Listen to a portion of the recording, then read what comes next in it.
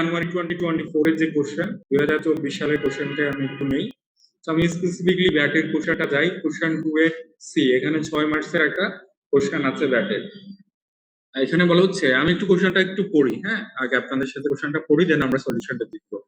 Saiham company limited, a manufacturer purchase raw material at টাকা 10 lakh. So Saiham company একটা company, ওরা এবং একই সাথে ওনার ম্যানুফ্যাকচারার কি করছে, র মেটেরিয়াল পারচেজ করছে 10 লাখ টাকা। সো একটু মনে রাখবেন, কোশ্চেনে যদি ক্লিয়ারলি বলেই দেয় সবকিছুর উপর 15% ব্যাট রেট অ্যাপ্লিকেবল, তাহলে তো আপনি সেটা ধরবেনই। আর যদি বলা নাও থাকে এই ধরনের ম্যাথে, আপনি একটা অ্যাজাম্পশন বা নোট লিখে দিবেন যে it has been assumed that bat is charged at the rate of 15% on all products. আপনি আপনার মতো করে একটা ডিক্লারেশন দিয়ে দিবেন যদি কোশ্চেনে বলে দেয়া না থাকে।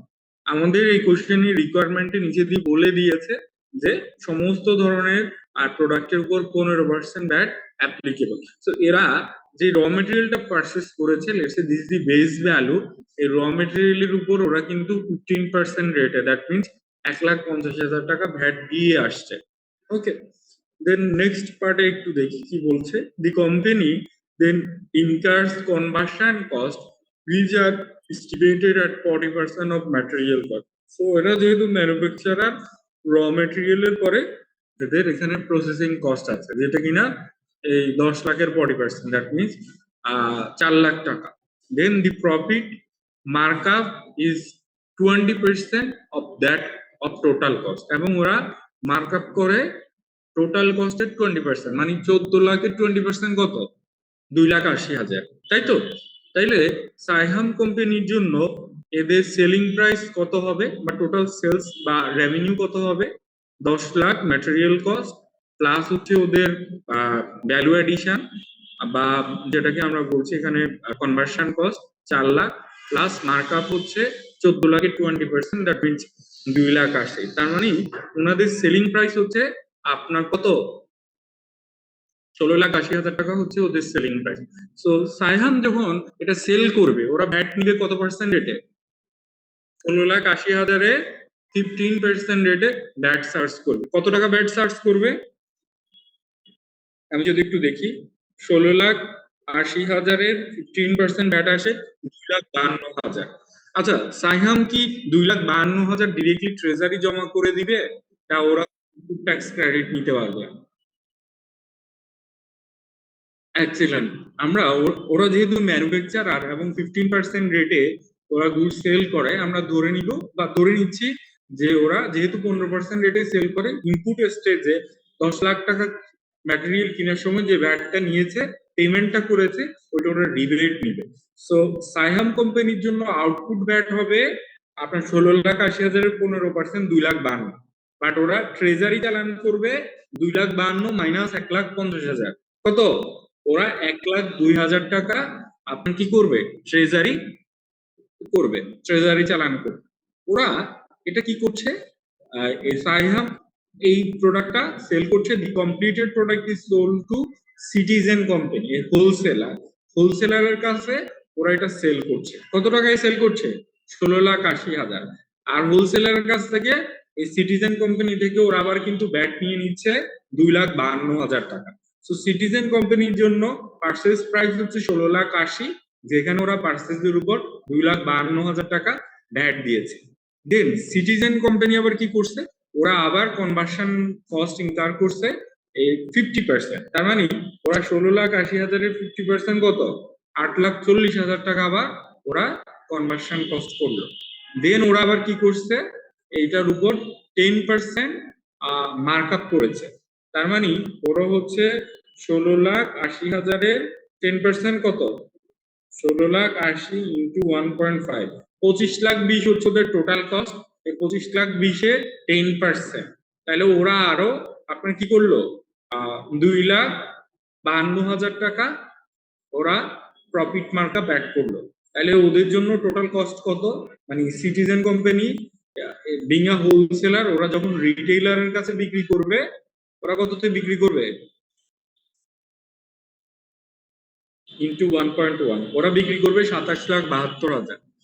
এই 27,72,000 ওরা যখন রিটেলারের কাছে বিক্রি করবে, তখন ওরা আবার কি করবে, এর উপর 15% রেটে ব্যাট অ্যাড করবে, তাই না?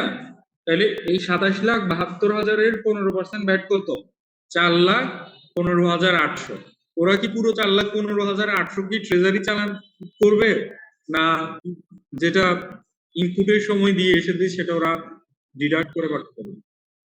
তো ওরা 4,15,800 থেকে 2,52,000 যে ইনপুট ট্যাক্স ক্রেডিট সেটা ওরা কিন্তু বাদ দিবে। Okay fine. এবার আসি লাস্ট ওয়ান। এই বিং আ হোলসেলার, ওরা কিন্তু এটা বিক্রি করছে কার কাছে? ওরা বিক্রি করছে একটা রিটেইলারের কাছে। আর রিটেইলার কি করতেছে? ওদের কোনো ধরনের কি নাই, কনভার্সন কস্ট নাই, ওরা ডিরেক্ট এটাকে 30% প্রফিট মার্কআপ দিয়ে সেল করে দিচ্ছে। তার মানে এই যে 27,72,000 টাকা দিয়ে রিটেইলার কিনলো, ও এটার সাথে 30% প্রফিট মার্কআপ অ্যাড করে বিক্রি করছে 36,03,600 টাকা। কত টাকা বিক্রি করবে? 36,03,000 টাকা, 3,600, যেটার উপর ওরা কাস্টমারের কাছ থেকে কত পার্সেন্ট ভ্যাট চার্জ করবে? 15%। তার মানে টোটাল কাস্টমারের ইন্ডে যখন যাবে তখন টোটাল ভ্যাট হবে 5,40,540 টাকা। এটা আসলে কয় স্টেজে পেমেন্ট হচ্ছে? প্রথম হচ্ছে ম্যানুফ্যাকচারারের কাছে, তারপরে হচ্ছে হোলসেলারের কাছে। মানে এই ব্যাটটা বেসিক্যালি তিনজনে মিলে পেমেন্ট করছে 5,40,000। ঠিক আছে, তো আমি এটাই যদি আপনাদেরকে একটু দেখাই, এখানে একটা সলিউশন আছে।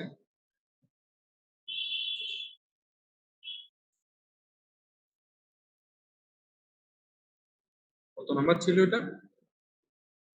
সি মনে হয় না,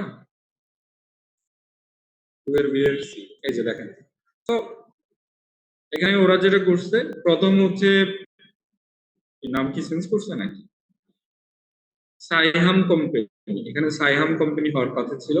সাইহাম কোম্পানির দেখেন ওদের ইনিশিয়াল র material cost plus conversion plus markup আমরা যেটা বলেছি, তো ওদের জন্য সেলিং প্রাইস 16,80,000, যেটার উপর 15% ব্যাট আসবে 2,52,000। বাট ওরা কিন্তু 2,52,000 পেমেন্ট করবে না, ট্রেজারি চালান করবে না। ওরা ইনপুট ব্যাট 1,50,000 যেটা র মেটেরিয়ালের উপর দিয়েছে সেটা বাদ দিয়ে ওরা জমা করবে 1,02,000। সিটিজেন কোম্পানির জন্য, ওদের জন্য যেটা সেলিং প্রাইস, দ্যাট মিনস ওদের সেলিং প্রাইস হচ্ছে 16,80,000, এটা সিটিজেনের জন্য হচ্ছে বাইং প্রাইস। এই 16,80,000 যেটার এগেইনস্টে ওরা আসলে 2,52,000 টাকা ট্যাক্স দিয়েছে, যেটা পরবর্তীতে ওরা ক্রেডিট নিবে। তো ওদের 16,80,000 এর সাথে 50% কনভার্সন কস্ট এবং 10% মার্কআপ অ্যাড এর পরে ওদের জন্য সেলিং প্রাইস ছিল 27,72,000। ওরা আবার 15% ব্যাটে রিটেলারের কাছে এটা বিক্রি করেছে 31 লাখ। কি অ্যামাউন্ট ক্যালকুলেশন ঠিক আছে? দেখেন হোয়াট এভার, 31,87,000 টাকা ওরা বিক্রি করেছে, যেটার উপর আউটপুট ব্যাট হচ্ছে 4,15,000। আর ওরা যেহেতু ইনপুট স্টেজে 2,52,000 দিয়ে এসেছে, তো ওরা ট্রেজারি চালান করবে 1,00,000 কিছু। আর ফাইনালি রিটেইলার এটা যে 27,72,000 টাকায় কিনে, ওরা আবার এখানে মার্কআপ অ্যাড করছে 8,31,000, ওদের জন্য সেলিং প্রাইস হচ্ছে 36,03,000। এটা আবার ওরা ফাইনালি কাস্টমারের কাছে 15% ব্যাট রেটে সেল করবে, যেখানে ব্যাট আসবে 5,40,000। তো এই 5,40,000 কিন্তু কে কে জমা দিচ্ছে? রিটেলার জমা দিচ্ছে 1,24,000, হোলসেলার জমা দিচ্ছে 1,63,000, আর আপনার এটার নাম কি, ম্যানুফ্যাকচারার, যে ম্যানুফ্যাকচার কিন্তু টোটাল 2,52,000 জমা দিয়েছে। কিভাবে? ও কিন্তু ইনিশিয়ালি 1,50,000 টাকা র মেটেরিয়াল পার্চেজের সময় দিয়েছে, আর 1,02,000 টাকা ট্রেজারি চালান করেছে। সব মিলে আপনার 5,40,540 পেমেন্ট হয়েছে। তো এই ধরনের ভ্যালু এডিশনের ম্যাথ করা যাবে না?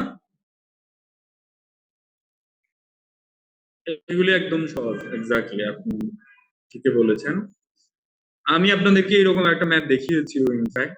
আচ্ছা, আমি চলে যাই আমার পরের কোশ্চেনে। পরেরটা হচ্ছে সেপ্টেম্বর 2023।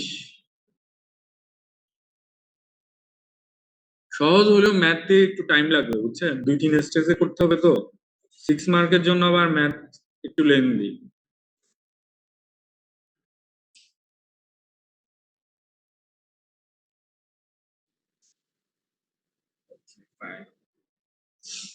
তো ওইখানে কি আর ব্যাটের কোনো কোশ্চেন ছিল নাকি? আর একটু কুইকলি আসি, দেখি। এখানে গিফট ট্যাক্সের একটা থিওরিটিক্যাল কোশ্চেন ছিল। এই ম্যাথটা ছিল ওই যে ইন্টারেস্ট রিলেটেড প্রভিশন নাকি রিলেটেড পার্টির ইন্টারেস্ট। আমি বলেছিলাম সেকশন 53 অনুযায়ী আমাদের লাস্ট ক্লাসে বলেছি রিলেটেড পার্টির ইন্টারেস্টের অ্যাডমিসেবল এক্সপেন্স কত পর্যন্ত হবে? 15 লাখ টাকা পর্যন্ত। তো ওদের কিন্তু এই যে কোম্পানি অ্যাক্টের, আমি জাস্ট এই ম্যাথটা খুব কুইকলি বলি, এটা ছোট একটা ম্যাথ, আপনারা একটা ছোট্ট কনসেপ্ট দিয়ে এই ম্যাথটা করা। তো এখানে দুটো কোম্পানির ট্যাক্স বের করতে বলা হয়েছে, দুটো কোম্পানিরই profit before tax 5 lakh 5 lakh, but company x ওদের রিলেটেড পার্টি থেকে লোন নিয়েছে আপনার 16 মিলিয়ন, 1,60,00,000, যেটার উপর ওরা 9% রেটেড ইন্টারেস্ট দিচ্ছে। সো এদের ইন্টারেস্টটা হবে আপনার, আমি যদি একটু করি ইন্টু 0.09, ওদের হবে 14,40,000। তো 14,40,000-এর যে টোটাল ইন্টারেস্ট পুরোটাই কিন্তু ওদের জন্য অ্যাডমিসেবল এক্সপেন্স। হাউএভার এখানে যেটা আছে কোম্পানি ওয়াইড জন্য যেটা আছে ওদের ইয়ে কত, ওদের হচ্ছে 19 মিলিয়ন, এটা জন্য হচ্ছে আপনার 17,10,000। তাহলে এখানে ইনঅ্যাডমিসেবল ইন্টারেস্ট কত? না, অ্যাডমিসেবল 15 লাখ, ইনঅ্যাডমিসেবল হচ্ছে 2,10,000। কত? 2,10,000। তাহলে এর যখন আমরা টোটাল ট্যাক্সেবল ইনকাম বের করবো তখন 5 লাখের সাথে 2,10,000 যোগ হয়ে যাবে। তাহলে কোম্পানি ওয়াই এর জন্য ট্যাক্সেবল ইনকাম হচ্ছে 7,10,000, ফায়ারাস কোম্পানি এক্স এর জন্য যেটা আছে 5 লাখ 5 লাখই থাকবে। তাহলে এই ট্যাক্স কত আসবে? 5 লাখের 27.5%, আর এখানে হচ্ছে 7,10,000 উপর 27.5%। সিম্পল ম্যাথ, কনসেপ্ট একটাই, সেটা হচ্ছে অ্যাজ পার সেকশন 15 রিলেটেড পার্টির জন্য অ্যালাউয়েবল ইন্টারেস্ট এক্সপেন্স হচ্ছে 15 লাখ। That's it. স্যার আরেকটা রিলেটেড কোশ্চেন ছিল, বলবো? বলেন বলেন। আচ্ছা, একটা ছিল যে ওই যে আমাদের ইন্ডিভিজুয়াল আমরা 5 লাখ টাকা এক্সপেন্স ক্যাশে করতে পারবো, আর সরি 50,000, আর র ম্যাটেরিয়াল ক্ষেত্রে 5 লাখ। কারণ কোনো সময় যদি র ম্যাটেরিয়াল ধরা হলো 6 লাখ টাকা যদি করা হয়, সেক্ষেত্রে কি এই পুরো 6 লাখ টাকাই কি ইনকামের সাথে অ্যাড হবে, নাকি না এক্সট্রা যে 1 লাখ আছে ওইটা অ্যাড হবে? আচ্ছা, আপনি হচ্ছে আমরা যেটা বলেছি 5 লাখ টাকা পর্যন্ত ক্যাশ পেমেন্ট করা যাবে র মেটেরিয়ালের ক্ষেত্রে। কাউকে যদি 6 লাখ টাকা পেমেন্ট করা হয় ক্যাশে, তাহলে এখানে ইনঅ্যাডমিসেবল 1 লাখ হবে না 6 লাখ হবে? পুরো 6 লাখ ইনঅ্যাডমিসেবল হবে। জি স্যার, এটাই জানার জন্য। জি স্যার, ধন্যবাদ। ওইখানে ওই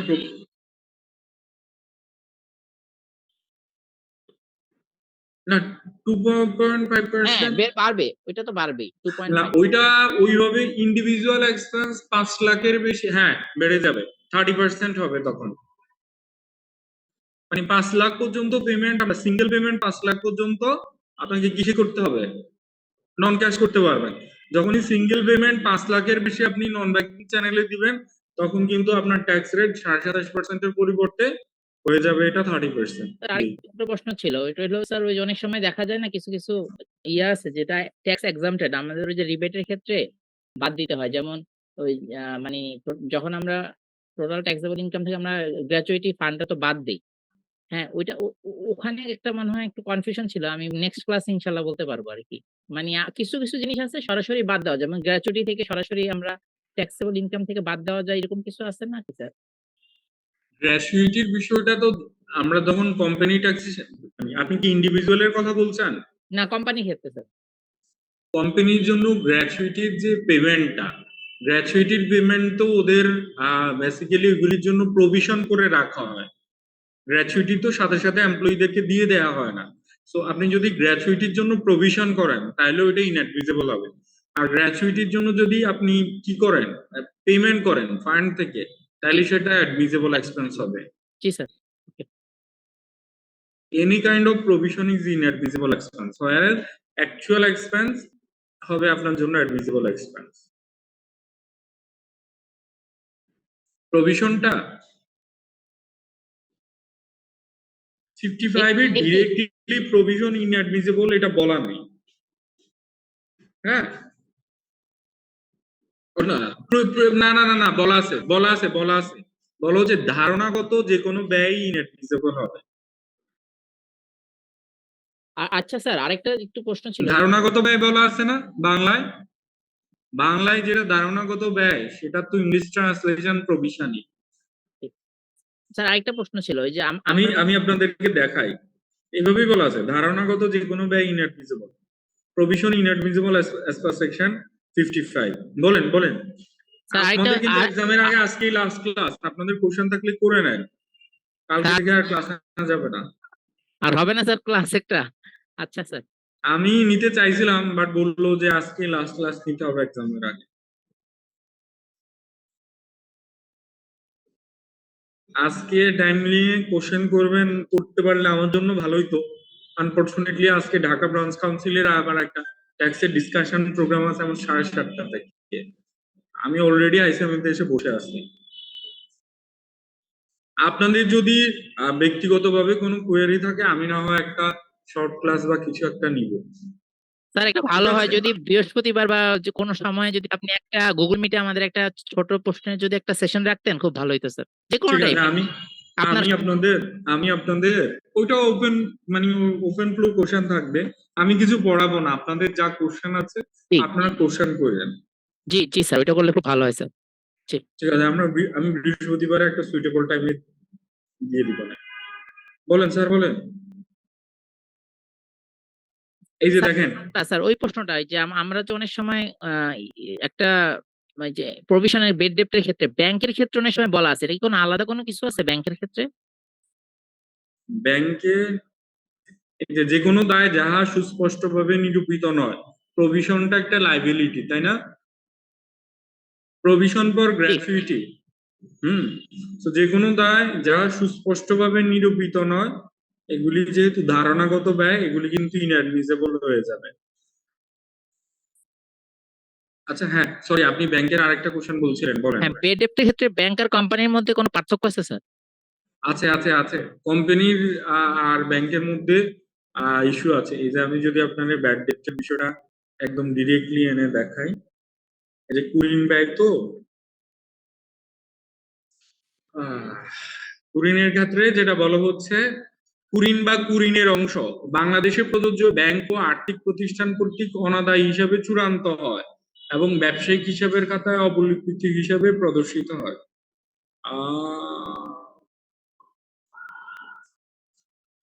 ব্যাংক আর্থিক প্রতিষ্ঠান ব্যতীত অন্যান্য কুরিন ব্যয় অনুমোদনযোগ্য হবে। এটা, এই যে কুরিনের ব্যাড ডেপ্টের যে এক্সপেন্সটা বলছি আমরা, হ্যাঁ, এটা কিন্তু ব্যাংক এন্ড ফাইন্যান্সিয়াল ইনস্টিটিউশনের জন্য না। ব্যাংক এবং ফাইন্যান্সিয়াল ইনস্টিটিউশনের যে লোন, ওই লোন ছাড়া আদার্স যে মানে other than bank and non banking financial institution, ওদের যে ব্যাড ডেপ্টের প্রভিশনটা সেটা ইনঅ্যাডমিসেবল হবে। ক্লিয়ারলি বলে দিচ্ছে, ব্যাংক ও আর্থিক প্রতিষ্ঠান ব্যতীত অন্যান্য ক্ষেত্রে কুরিন ব্যয় অনুমোদনযোগ্য হবে। এটা ব্যাংকের জন্য না, এটা apart from bank and financial institution. জি স্যার। ওকে, তাহলে আমি আবার একটু আমাদের ব্যাটে ফেরত আসি। আমরা যেহেতু ব্যাট নিয়ে একটু কম করছি, ইনফ্যাক্ট ব্যাটের কোশ্চেনও কম আসে, 6 থেকে ম্যাক্সিমাম 10, কত 12 থেকে 16 মার্কসের কোশ্চেন আসে, এর বেশি আসে না ব্যাট। সবচেয়ে বড় দুইটা কেস তো আসে 25-25, আপনার ট্যাক্স, ইনকাম ট্যাক্স থেকে ডিরেক্টলি আসে। একটা ইন্ডিভিজুয়াল অ্যাসেসমেন্ট আর একটা কোম্পানি অ্যাসেসমেন্ট আসে। তো যাই হোক, জানুয়ারি 2024 আর তেমন কোনো কোশ্চেন নেই। আমি একটু ফেরত আসি সেপ্টেম্বর 2023-এর কোশ্চেনে। আচ্ছা, প্রথমে আসি এই ম্যাথটা। এটা বেসিক্যালি কাস্টমস এর ম্যাথ, যেটা আমরা ভ্যাটের দিন দেখিয়েছিলাম। এটা আমি একটু দেখি কি আছে। Mr. Jalil, an importer, imports toys amounting 2,05,000 FOB value on 1/23, মানে 1 জানুয়ারি 2023-এ উনি $2,500 একটা গুডস ইম্পোর্ট করে। This was the original cost. But যখন কাস্টম অ্যাসেসমেন্ট করে, ওরা কিন্তু এই টয়ের ভ্যালুটা নির্ধারণ করে $3,000। সো আমরা ইম্পোর্টারকে যে অ্যামাউন্টে এলসির মাধ্যমে পেমেন্ট করি না কেন, আমাদের কিন্তু কাস্টমস এর যে ডিউটিগুলি সেটা কিন্তু নির্ধারিত হবে অ্যাসেস ভ্যালুর উপর। অনেক সময় দেখা যায় অ্যাসেস ভ্যালু আমাদের অ্যাকচুয়াল বা অরিজিনাল ভ্যালু থেকে কম, অনেক সময় দেখা যায় যে অরিজিনাল ভ্যালু থেকে অ্যাসেস ভ্যালু অনেক বেশি হয়। হাউএভার, এখানে যেটা আছে আমাদের যেটা আমরা অ্যাকচুয়াল কস্ট হচ্ছে 2,500, কাস্টম সেটা অ্যাসেস ভ্যালু নির্ধারণ করেছে $3,000। Exchange rate on that day is টাকা 100 পার ডলার। ওই দিনের আমাদের এক্সচেঞ্জ রেট ছিল 100 টাকা। তো আমরা যখন ডিউটি কম্পিটিশন করব তখন এটা বিডিটি তে নিয়ে আসবো। তার মানে আমাদের অ্যাসেস ভ্যালু হচ্ছে 3,000 ইন্টু 100, দ্যাট মিনস আমাদের এটা হচ্ছে 3 লাখ টাকা হচ্ছে assess value. The applicable insurance charge is 1.5%। So insurance চার্জটা কিন্তু এই অ্যাসেস ভ্যালুর উপরেই হবে। 3 লাখ টাকা 1.5%, তার মানে কত?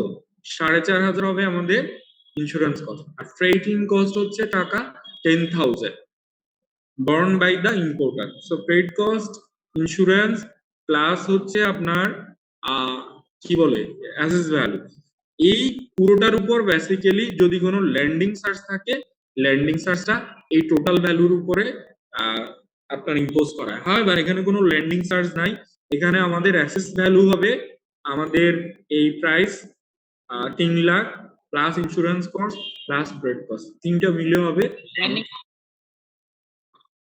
না না না, এখানে যেহেতু কিছু বলা নাই আমরা ধরবো না, আমি জাস্ট বলছি আর কি, যদি ল্যান্ডিং চার্জটা থাকে আর কি, তাহলে ল্যান্ডিং চার্জটা বেসিক্যালি এই তিনটা যোগ করে যে অ্যামাউন্টটা হবে ওইটার উপরে ল্যান্ডিং চার্জটা করা হয়। আছে তো 2% নিচে। ও আচ্ছা আচ্ছা, সরি সরি সরি, উপরে নাই নিচে আছে না, ল্যান্ডিং চার্জ হচ্ছে 2%, তাহলে ল্যান্ডিং চার্জটা হবে 3 লাখ প্লাস 4,500 প্লাস 10,000, তার মানে 3,14,500 উপর 2% হবে আমাদের ল্যান্ডিং চার্জ। ল্যান্ডিং চার্জ সহ যেটা আসবে 3,14,500 আরো 2% অ্যাড করলে যেটা আসবে পুরাটাই হবে আমাদের অ্যাসেস ভ্যালু। ঠিক আছে, তো আমাদের অ্যাসেস ভ্যালুর উপর ডিরেক্টলি আমরা রেগুলেটরি ডিউটি এবং কাস্টমস ডিউটিটা চার্জ করবো। যে অ্যাসেস ভ্যালু হবে এটার 1% হবে রেগুলেটরি ডিউটি এবং 15% হবে customs duty. Then coming to supplementary duty, supplementary ডিউটিটা আমাদের চার্জ হবে আমরা যেটা দেখিয়েছি assess value plus regulatory duty plus customs duty, এই তিনটা যোগ করলে যে বেস ভ্যালু আসবে ওই বেস ভ্যালুর উপর আমাদের 10% সাপ্লিমেন্টারি ডিউটিটা চার্জ করা হবে। এন্ড কামিং টু ব্যাট, ব্যাটটা চার্জ করা হবে আমাদের assess value plus RD plus CD plus SD, সবগুলি যোগ করলে যে অ্যামাউন্টটা হবে এইটার উপরে আমরা বেসিক্যালি আমাদের ব্যাটটা চার্জ করব। ওকে, তো এখানে অলরেডি এটা করা আছে, আমি তারপর আপনাদেরকে মুখে মুখে না বলে ডিরেক্টলি দেখিয়ে দিই কোথায় আছে এটা। কোনটা 2 নম্বর কোশ্চেন, তাই তো?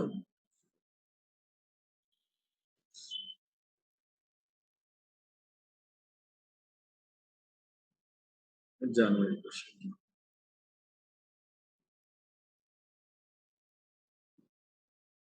সেপ্টেম্বরের সলিউশন কই? কোশ্চেন এটা হলো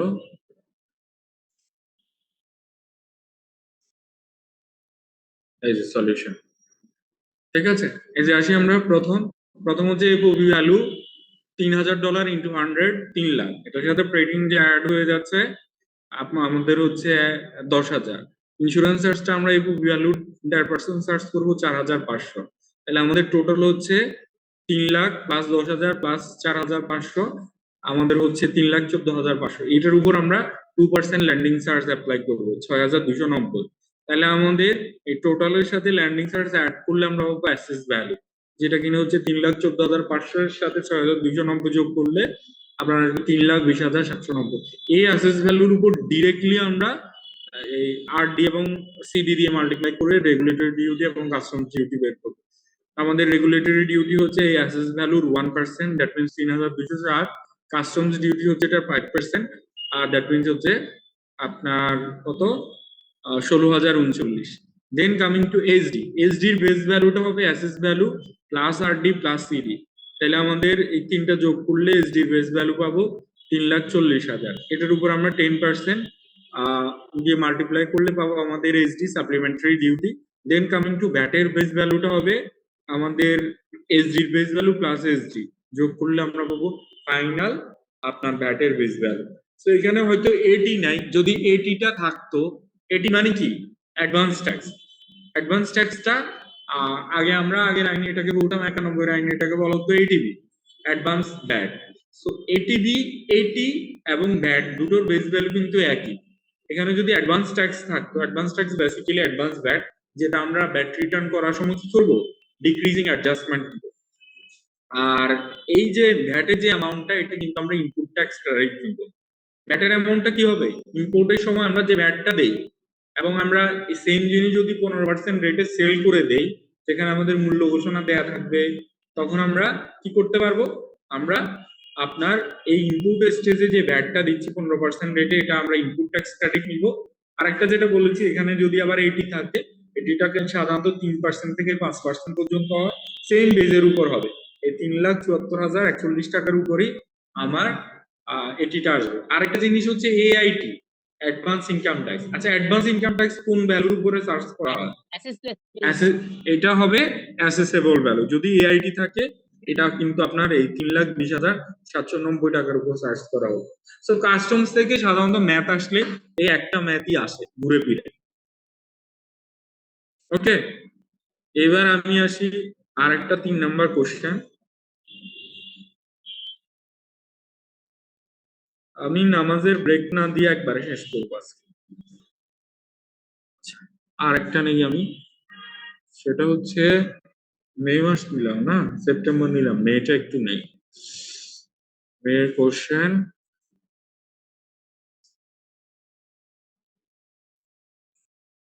মের সলিউশন।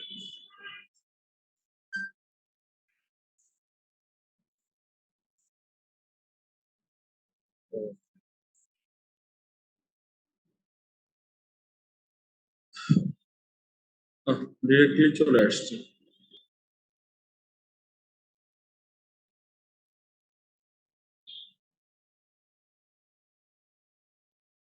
ট্যাক্স লাইবিলিটি, আইটিআর, এখানে ভ্যাট করব। এই যে এখানে ডিরেক্টলি, এখানে একটা ম্যাথ আছে, এটা হচ্ছে আমাদের যেটা করতে হবে, calculate net VAT payable when submitting the VAT return for the month of January 2022। এখানে মডার্ন স্টেশনারির জন্য আমাদের output, sorry, final VAT liability কত হবে সেটা বের করতে হবে। জানুয়ারি 2022-এ ওরা কত টাকা ভ্যাটের ট্রেজারি চালান করবে সেটা বের করতে হবে। So VAT, net VAT payable কিভাবে বের করবো বলেন? নেট ভ্যাট পেয়েবল কিভাবে বের করবো?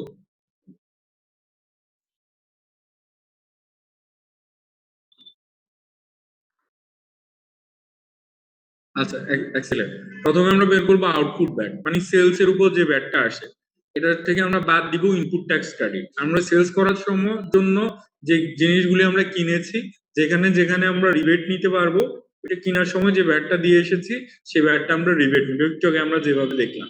এটার সাথে যোগ হবে ইনক্রিজিং অ্যাডজাস্টমেন্ট, আর এখান থেকে বাদ দিব আমরা ডিক্রিজিং অ্যাডজাস্টমেন্ট। প্রথমে আসি আউটপুট ভ্যাট। আউটপুট ভ্যাট আমাদের হতে পারে, যদি আমরা এক্সপোর্ট করি তাহলে হবে 0 রেটেড, স্ট্যান্ডার্ড রেট হচ্ছে 15%। আর এর বাহিরেও রিডিউস রেট হতে পারে, রিডিউস রেট হতে পারে এটা 7.5%, অথবা এটা বিং আ ট্রেডার উনি 5% রেটে ব্যাট, আই মিন সেল করতে পারে। Then coming to input tax credit, উনি যে জিনিসগুলি বিক্রি করছে, এই বিক্রি করার জন্য আগে জিনিসগুলি উনি কিনেছে, কেনার সময় উনি একটা ভ্যাট দিয়ে আসছে, কেনার সময় যে ভ্যাটটা দিয়ে আসছে এটা উনি ক্রেডিট নিতে পারবে, তবে কিছু শর্ত আছে। আমি ওই দিন আপনাদেরকে কিন্তু আমার লেকচারে ইনপুট ট্যাক্স ক্রেডিট নেওয়ার কন্ডিশন গুলি দিয়েছি, এগুলি কিন্তু মাঝে মধ্যে থিওরিটিক্যাল কোশ্চেন হিসেবে আসে। ইনপুট ট্যাক্স ক্রেডিট নেওয়ার শর্তগুলি কি? বিক্রির সময় আপনার রেট হইতে হবে 15%, আপনি মূসক চালান দিয়ে বিক্রি করতে হবে, এবং যেটা কিনেছেন সেটারও মূসক চালান থাকতে হবে। তারপরে আপনি যেটা বিক্রি সরি, যেটা আপনি কিনছেন সেটা আপনার নিজের কাস্টডিতে থাকতে হবে। এটা যদি অন্য কারো কাস্টডিতে থাকে, তাহলে আপনি এটার জন্য ইনপুট ট্যাক্স ক্রেডিট নিতে পারবেন না। আরেকটা জিনিস আমি বলেছি, যদি ট্রান্সপোর্ট হয়, ট্রান্সপোর্টের ক্ষেত্রে ফুল যে আপনি ধরেন গুডস কিনছেন, কেনার সময় আপনি একটা ট্রান্সপোর্টেশনের আপনার কস্টিং আছে, ট্রান্সপোর্টেশনের কস্টিং যেই কোম্পানি চার্জ করেছে ওইখানে একটা ভ্যাট ছিল, ওই পুরো ভ্যাটটা কিন্তু আপনি রিবেট নিতে পারবেন না। ট্রান্সপোর্টেশনের ভ্যাটের কত পার্সেন্ট নেওয়া যাবে? 80%। কত পার্সেন্ট? আপনারা আমাকে শুনতে পাচ্ছেন? ট্রান্সপোর্টেশনের ভ্যাটের 80% পর্যন্ত ইনপুট ট্যাক্স ক্রেডিট নেওয়া যাবে। ওকে, ফাইন। ইনপুট ট্যাক্স ক্রেডিটের এটা হচ্ছে provision. Then coming to increasing adjustment. Increasing adjustment আমরা আরেকটা জিনিস একটু এখানে বলে রাখি, 1,00,000 টাকার বেশি যে কোনো পেমেন্ট যদি আপনি নন ব্যাংকিং চ্যানেলে করেন, তাহলে ওই অ্যামাউন্টের জন্য আবার আপনি ইনপুট ট্যাক্স ক্রেডিট নিতে পারবেন না। আপনাকে 1,00,000 টাকার বেশি পেমেন্ট কেনার সময় পেমেন্ট যদি আপনি নন ব্যাংকিং চ্যানেলে করেন, তাহলেও আবার আপনি ইনপুট ট্যাক্স ক্রেডিট দিতে পারবেন। Then coming to last third one, increasing adjustment. Increasing adjustment আমরা কখন কখন দিব? একটা হচ্ছে আমাদের যে রেন্টের উপর 15% রেটে আমাদেরকে নিজের ভ্যাট নিজেই দিয়ে দিতে হবে, এটা আমাদের ইনক্রিজিং অ্যাডজাস্টমেন্টে যাবে। নাম্বার টু হচ্ছে এটা যদি একটা উইথহোল্ডিং এন্টিটি হয়, তাহলে ওর অ্যাড সোর্সে হচ্ছে নিজের ভ্যাট নিজেকে কাটতে হবে এবং জমা দিতে হবে। নাম্বার থ্রি হচ্ছে আপনি পার্সেস করে পার্সেসের যদি কোনো রিটার্ন দেন, তাহলে আপনি একটা ডেবিট নোট ইস্যু করবেন। এই ডেবিট নোট পার্সেসের জন্য তো একবার রিবেট নিয়েছেন, এখন এটা যদি রিটার্ন দিয়ে দেন, তাহলে এই রিবেটটা আপনার কি করতে হবে? ফেরত দিতে হবে। এই রিবেট ফেরত দেওয়ার জন্য আপনাকে ইনক্রিজিং অ্যাডজাস্টমেন্ট দিতে হবে। সো পার্সেসের ডেবিট নোটের এগেইনস্টে যে ভ্যাটটা, এটাও ইনক্রিজিং অ্যাডজাস্টমেন্টে যাবে। নাও coming to last one, decreasing adjustment. Decreasing adjustment কি নিব? একটা যেটা মুখস্থ, ওই ইম্পোর্টের স্টেজে যে আমরা এডি দিয়ে আসছি, এটার আমরা ডিক্রিজিং অ্যাডজাস্টমেন্ট দিব। নাম্বার টু হচ্ছে আমরা সেলস করার সময় যদি সেলস এর কোনো রিটার্ন আসে, সেলস এর জন্য আগে ভ্যাট দিয়েছি, সেলস রিটার্ন হইলো ওই ভ্যাট আমি কেন দিব? তার মানে আমার একটা যদি ক্রেডিট নোট ইস্যু হয়, এটা কিন্তু আমার ডিক্রিজিং অ্যাডজাস্টমেন্টে যাবে। আরেকটা জিনিস হচ্ছে কেউ যদি আমাদের বিল থেকে কোনো ভ্যাট কেটে রাখে, ও আমাদেরকে একটা ভ্যাট ডিডাকশন সার্টিফিকেট দিবে, ভ্যাট ডিডাকশন এক্সেস, এটা আমরা ডিক্রিজিং অ্যাডজাস্টমেন্ট হিসেবে নিব। এই কয়েকটা অ্যাডজাস্টমেন্ট করে আমরা আমাদের নেট ভ্যাট পেয়েবল কত সেটা বের করব। সো আমি এটা আগামী 5 মিনিটের মধ্যে আমি ক্লাস ছেড়ে দিব, এটা একটু আপনাদেরকে কুইকলি দেখাচ্ছি। Modern stationery is involve in the business of manufacturing stationery item. On the sales of stationery, modern stationery collects VAT at the rate of 15% from its customer. The following transactions have been shared with you from the accounts department of modern stationery to compute the VAT liability for the month of January 2022. So ওরা প্রথমে কি করছে, ওরা export করেছে 5,00,000 টাকা, হ্যাঁ এটা base value, যেটার ভ্যাট রেট হচ্ছে 0, তাহলে এটার উপর আমার কোনো আউটপুট ভ্যাট আসবে না। নাম্বার টু হচ্ছে লোকাল ডিস্ট্রিবিউটারের কাছে সেল করেছে 15,00,000 টাকা, এটার উপর 15% রেটে ভ্যাট দিতে হবে, তাহলে আমার আউটপুট ভ্যাটে প্রথম আসবে 15,00,000-এ 15% ভ্যাট। সেকেন্ডলি হচ্ছে ওরা এআরএইচ কে রিডিউস রেটে সেল করেছে 60,000 টাকা, যেখানে ওদের ম্যাটার রেট ছিল 7.5%, তাহলে এই দুইটা কিন্তু আমাদের কি হবে? আউটপুট ভ্যাটে যাবে। 15,00,000-এর 15%, 60,000-এর 7.5%। Then coming to input tax credit, নিচের দিকে আমি আসি। Exempted goods used as a raw materials, এই র ম্যাটেরিয়ালের উপর আমরা কোনো ব্যাট দেই নাই, সো এটার ইনপুট ট্যাক্স ক্রেডিটও নেওয়া যাবে না। Then raw material imported from India, India থেকে আমরা র ম্যাটেরিয়াল ইম্পোর্ট করেছি 3,00,000 টাকা, সো এটার উপর কিন্তু আমরা ইনপুট ট্যাক্স ক্রেডিট নিয়ে নিব। দেন এটি পেইড অন র material paid from India, India থেকে যে র ম্যাটেরিয়ালটি ইম্পোর্ট করেছি সেখানে 80, ওই অ্যাডভান্স ট্যাক্স দেওয়া ছিল 5%, এটা আমরা কোথায় নিব? এই অ্যাডভান্স ট্যাক্স 3,00,000-এর 5% কোথায় যাবে? এক্সিলেন্ট, এটা যাবে ডিক্রিজিং অ্যাডজাস্টমেন্ট, আর 3,00,000-এর 15% যাবে ইনপুট ট্যাক্স ক্রেডিট।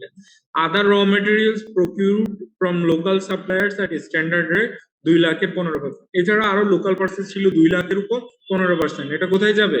এই 30,000 কোথায় যাবে? পার্সেস, লোকাল পার্সেসের উপর ব্যাট দিয়েছি, এটা আমরা দিব ইনপুট ট্যাক্স ক্রেডিট। কোথায়? Input tax credit. সার্ভিস প্রকিউরড এট স্ট্যান্ডার্ড রেট 1,50,000-এর উপর 15%। আমাদের ইনপুট কস্টের মধ্যে কিছু সার্ভিস ছিল, এই সার্ভিসের পেমেন্ট করার সময় 15% রেটে ভ্যাট দিয়েছি, এটা আমরা কি করব? এটা কোথায় নিব?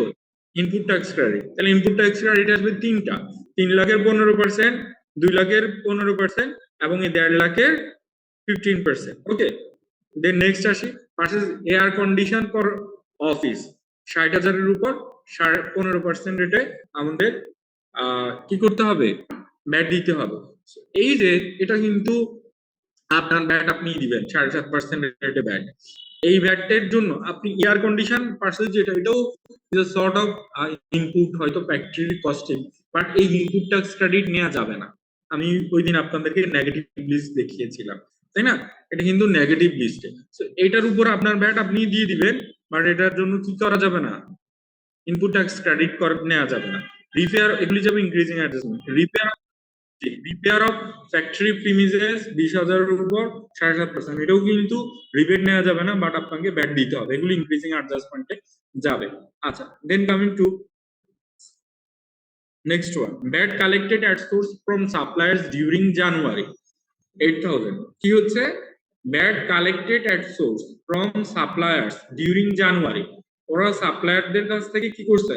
ব্যাট কালেক্ট করছে, তাহলে এটা কোথায় যাবে? ইনক্রিজিং। ওরা নিজেরা অ্যাট সোর্সে ব্যাট কালেক্ট করছে, এটা ইনক্রিজিং অ্যাডজাস্টমেন্টে যাবে। Issuance of debit note during January, এটা পারচেজ রিটার্নের কারণে ওদের এই ব্যাটটা ক্যান্সেল করতে হবে, এটা কোথায় যাবে? Debit note, decreasing. Increasing adjustment. VAT paid against office rent কোথায় যাবে? ইনক্রিজিং। এটা increasing adjustment. Issuance of credit note decreasing. Decreasing adjustment, এটা সেলস রিটার্নের জন্য। তো সবগুলি আমরা যোগ বিয়োগ করলে আমরা বেসিক্যালি আমাদের যে নেট ব্যাট পেবল সেটা পাবো। এখানে জিনিস দেওয়া আছে, একটু দেখি আমরা। আউটপুটে দুটোর উপর দেওয়া আছে। ইনপুটে আমরা যেটা বলেছি, একটা হচ্ছে ইম্পোর্ট, লোকাল, এটা হচ্ছে সার্ভিস প্রকিউরমেন্ট, এটা হচ্ছে লোকাল পারচেজ। তাহলে আমরা এখানে রিবেট পাবো 97,500। আর আমাদের এখানে ইনক্রিজিং অ্যাডজাস্টমেন্ট যেটা আছে, VAT collected at source from suppliers during January 8,000, issuance of debit note during January 6,000, VAT paid against office rent 5,000। তো এই তিনটা হচ্ছে আপনার 19,000। আর এখানে আমি একটা জিনিস আপনাদেরকে একটু বলি, এই দুইটা কেন এই ভ্যাট আপনি দিবেন কিন্তু এখানে আসছে না কেন? এই 60,000 এবং 20,000 এই ভ্যাটটা আপনি আপনার রিটার্নের সাথে দিয়ে দিতে হবে না। আপনি যাদের কাছ থেকে কিনেছেন ওরা অ্যাড সোর্সে এটা কি করবে? ওরা অ্যাড সোর্সে আপনি কিন্তু সরি, আপনি কিন্তু এই টাকাটা দিয়ে পেমেন্ট করে দিবেন। এরা মডার্ন স্টেশনারি যদি একটা লিমিটেড কোম্পানি হতো, লিমিটেড কোম্পানি হলে ওরা অ্যাড সোর্সে ব্যাটটা কি করতে পারতো? ডিডাক্ট করতে পারতো। এটা কি উইথহোল্ডিং কোম্পানি? মডার্ন স্টেশনারি কি উইথহোল্ডিং কোম্পানি? ওরা উইথহোল্ডিং কোম্পানি না। ওরা যেহেতু উইথহোল্ডিং কোম্পানি না, ওরা এই টাকাটা অ্যাড সোর্সে ডিডাক্ট করে ইনক্রিজিং অ্যাডজাস্টমেন্টে দিবে না। ওরা যার কাছ থেকে কিনেছে তাকে ব্যাটটা দিয়ে দিবে। ঠিক আছে? সো দ্যাটস ওয়াই এই দুইটা, আর এই দুইটার উপর আমরা রিবেটও নিতে পারবো না। সো দ্যাটস ওয়াই এই দুইটা আপাতত কোথাও আসছে না।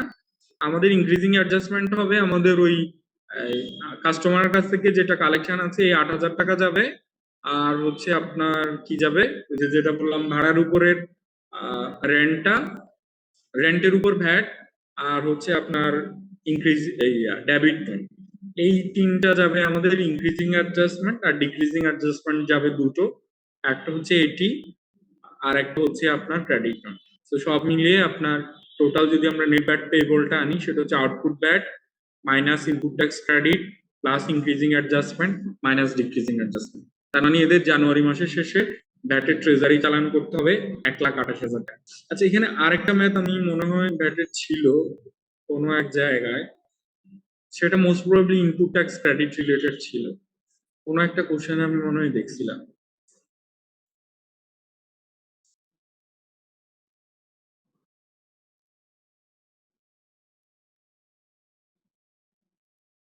তো মোটামুটি বাকি যে ম্যাথ গুলি আছে এগুলি মোর অর লেস একই রকম।